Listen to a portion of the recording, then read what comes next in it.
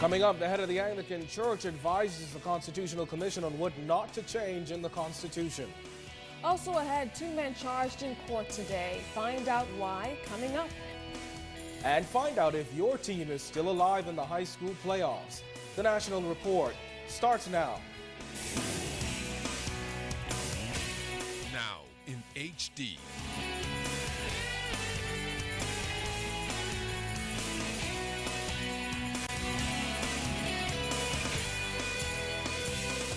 ZNS Network presents The Bahamas Tonight. This segment of the news is brought to you by BTC, powered by Lime.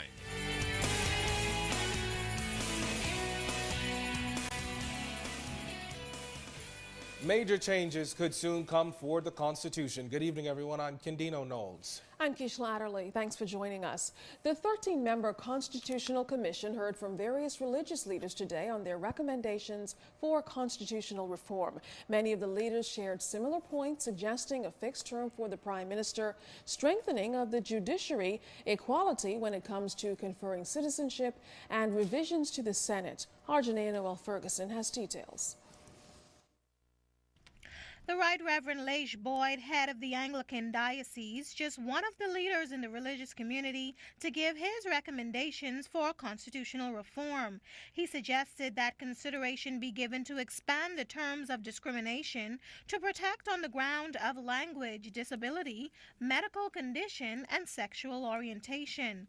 It was questioned if this also means including protection for same-sex marriage. Provision that speaks to the prevention of discrimination against any grouping is simply a provision that seeks to prevent discrimination. And that is all that I am suggesting. Any move into a discussion about, as you indicate, same-sex marriage is really far from the provision which a jurisdiction must make. A jurisdiction must exercise care, concern, and protection for every single person and grouping within itself. Bishop Boyd says he's not in support of same-sex marriage, but according to Commission Chair Sean McQueenie, they plan to talk to gay and lesbian groups on the issue as well. We're also intending to hear directly from a very well-known leader of the gay and lesbian community. The idea is to have as many different points of view as possible and not to start off with any preconceived notions. Suggestions were also made to amend laws in regards to capital punishment. If it must stay, and I say if it must stay, then there needs to be a more humane method of execution. Lethal injection must become the law for this institution. Enforcement of capital punishment after conviction should be mandatory within 3 to 5 years. Other pastors like Bishop Royce Davis of the New Apostolic Churches also made recommendations for a national youth program to be constitutionalized. But will the amendments and recommendations also include consideration for casino gambling? No, we haven't, and I don't think there's any plan to. That's a much narrower issue, the constitutional issue. That has to do more with the issue of freedom. Whether in this day and age there can be any justification for excluding Bahamians from taking part in casino gaming, right? For many people, it's not a gaming issue. It's more a question of freedom, This consultative process will be extended to Grand Bahama and Exuma in the next few weeks. Janae Noel Ferguson, ZNS Network News. Constitutional Commission Chair Sean McQueenie says in light of Monday's referendum, we may see more referendums after the Commission gives its final report to Parliament on constitutional amendments this year. It was hoped to have one referendum on all of the possible amendments. I think we may possibly want to reconsider that in light of recent events. I think one of the messages that came through very loudly and clearly from the recent referendum is that people want to have time to digest complex subjects. One of the things that does concern the Commission is that there are so many recommendations that are likely to be made for constitutional reform. Remember, this is the first really comprehensive constitutional report that we're likely to have in, the last 40 years. Mr. McQueenie noted that there was an earlier commission and nothing came out of that, but he assures that this time around there will be results that has the possibility of bringing Bahamians to the polls numerous times.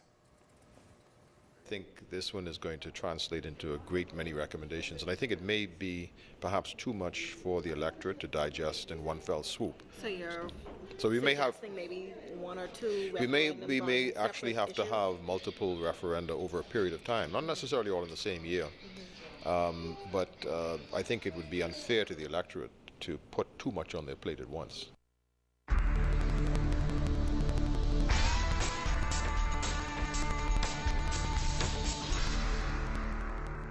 In our first look at where the cooler temperatures are in the air and outside of our studios just now, we have a temperature of 68 degrees under cloudy skies. The winds out of the north-northeast at 10 knots. Relative humidity 64%. Your barometric pressure 1,022.1 millibars. That's 30.1 inches, and it is steady. But stay tuned. We still have travel, weather, boating forecast, and of course those family island temperatures still to come. Executive Chairman of the Bahamas Electricity Corporation, Leslie Miller, had hoped for the Flexi Ship system at the corporation would have come into effect beginning today. However, that did not happen reportedly, or the union and management reportedly have not ironed out their differences. Chairman Miller is seeking to have the shift implemented to cut back on the $12 million paid out each year in overtime costs at the corporation. Well, Mr. Speaker, if one considers the fact that if you're spending in excess of $12 million in overtime, do you realize that we could create 1,000 new jobs in this country today with an annual salary of $12,000 per annum if we was to eliminate the overtime at BEC? We could create 800 new jobs in the Bahamas today and paying each one of those persons $15,000 per annum in what we paid in overtime. We could create 600 new jobs today and pay a regular employee $20,000 would be paying in overtime. We can go further and create 500 jobs and pay an average salary of $24,000 per year with the overtime that we are paying.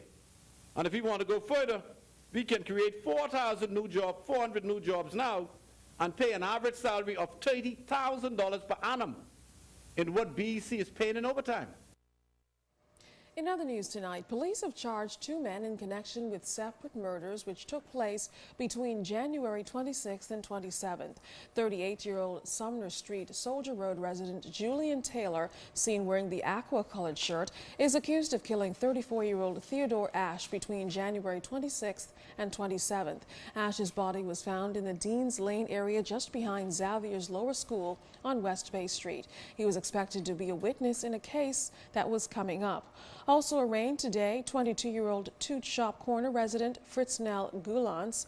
He's accused of killing Alfred Monroe back in January 26th. Monroe was shot to death. In court, Taylor and Gillance were not required to enter pleas. A voluntary bill of indictment will be filed. They were remanded to prison and the case adjourned to May 28th. For now, the government has stayed all actions to close down web shops throughout the country following Monday's no vote in the referendum on gaming. Minister of National Security Dr. Bernard Naudet says the government will await the outcome of the court's decision before any action to shut down the businesses is taken. Additionally, he says he's not aware of any loopholes in the process. However, the government will make any adjustments it deems necessary once the court action is finalized. As I understand it, the court is going to be joined as soon as possible to hear the arguments. The government will also appear in court and present its argument, and the court will have to make a decision. Until such time as that is, the result of the injunction is that the government cannot proceed any further with closing shops down. We are a country of laws, and we intend to carry the law to the fullest extent, as we have indicated. But we must obey the dictum of the court. It hasn't been determined that there is a loophole. They are alleging that there's a loophole, and we would have to see what the court rules. The government has acted in accordance with what they understand the law to be. And if the court determines that the law is not as we understand it to be, then we would have to give some consideration to what we do. But until that time, we must await the judgment of the court. The president of the Court of Appeal, Justice Anita Allen, has urged members of the legal profession to do a better job than they have in the past in providing consistent pro bono services to poor criminal defendants. Justice Allen noted that it will ensure defendants receive fair trials while improving on the administration of justice. It is still the case that the most potent weapon in the state's arsenal is the confession, usually obtained shortly after arrest and before there is an opportunity for a financially disadvantaged person to seek the assignment of counsel. Legal aid provided at the earliest opportunity would eliminate any doubt that the rights of persons financially disadvantaged are breached at any stage of the legal process.